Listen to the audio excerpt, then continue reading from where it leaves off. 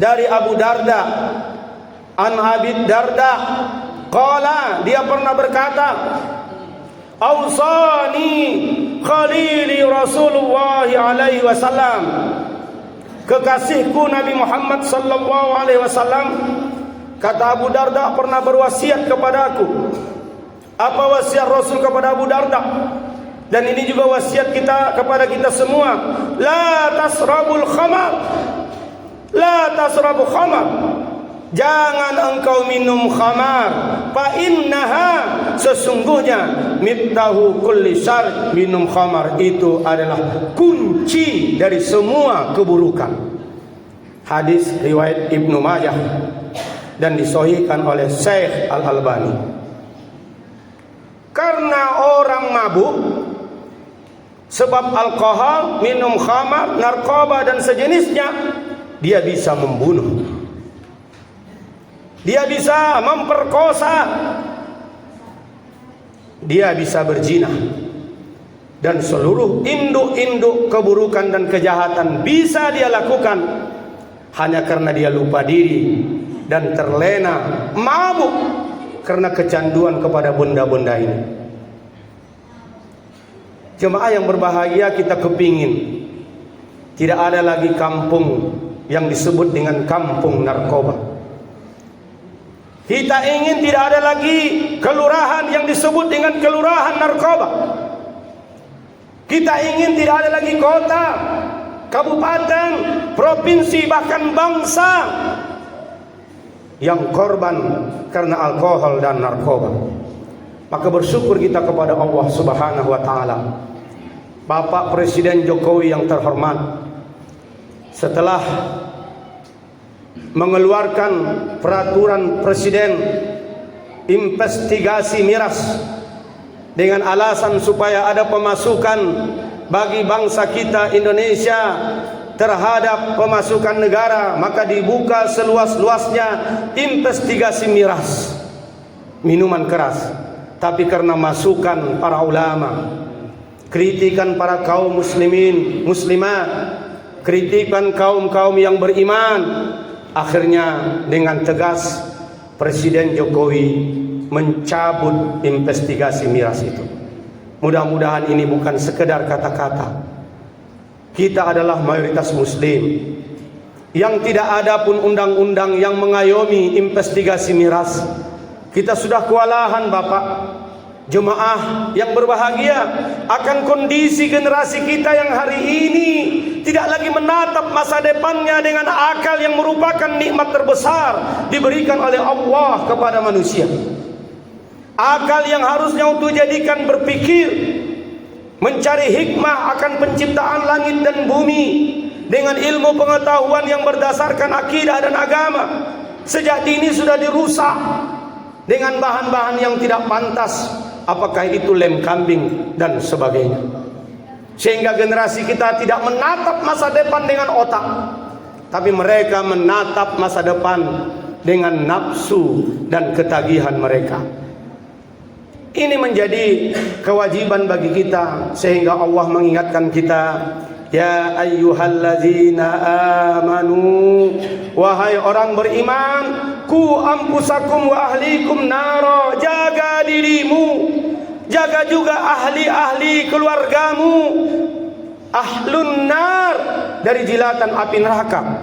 Apatah lagi benda-benda ini menurut Rasulullah sebagaimana diungkapkan khatib tadi, ini adalah keringat-keringatnya orang-orang ahli neraka. Itu pula lah yang dikonsumsi generasi kita hari ini. Maka tidak ada orang tua yang tidak menangis ketika anaknya sudah menjadi korban. Tidak ada orang tua yang gembira ketika anaknya sudah menjadi korban. Maka bersyukur kita kepada Allah ketika Bapak Jokowi yang terhormat mencabut undang-undang ini. Terakhir, kita ingatkan kembali kepada sang khatib dan kepada kita semua. Ada 10 orang terlaknat dengan sebab khamar. Jadi bukan hanya pemakai saja yang terlaknat. Ini hadisnya sahih, di mana Rasulullah SAW melaknat 10 orang dengan sebab khamar. Khamar ini hanya sebutan. benda yang bisa memabukkan, melupakan diri, membuat orang gila, membuat orang mendatangkan perbuatan buruk apapun. Jadi jangan mengatakan bahwa tidak ada dalam ayat, dalam hadis, narkoba haram, sabu-sabu haram, lem kambing haram, ganja haram. Khamar ini sebutan bahasa Arab. Benda-benda yang membuat orang hilang akalnya, mendatangkan keburukan demi keburukan, keburukan demi keburukan, keburukan demi keburukan. Itulah khamr. Ada 10 orang terlaknat kata Rasul. An Anas bin Malik qala, dari Anas bin Malik dia berkata, la'ana Rasulullah sallallahu alaihi wasallam fi khamri asrah. Kata Rasulullah sallallahu alaihi wasallam, ada 10 golongan dengan sebab khamar Allah dan Rasul melaknatnya. Yang pertama, asyiroha, yaitu golongan orang yang membuatnya, yang mengolahnya, yang memproduksinya, ini terlaknat. Yang kedua, wa mu'tasiraha, orang yang meminta dibuatkan. Ada juga orang minta dibuatkan, buatkanlah aku tua misalnya. Maka orang yang meminta dibuatkan juga terlaknat. Yang berikutnya kata Rasulullah, wasyaribaha, orang yang meminumnya, orang yang mengkonsumsinya, orang yang menggunakannya, wahamilaha, dan orang yang membawa. Orang yang membawa, dia tidak meminum, dia tidak membuat, dia juga tidak memesan, tapi dia membawa khamar ini ke warung-warung, ke orang-orang, ke pelanggan-pelanggan, agen.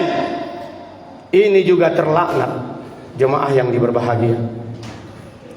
Wa mahmulatu ilaih wa sakiyaha wa ba'iha wa akila samaniha wal mustarilaha wal mustaratu lahu.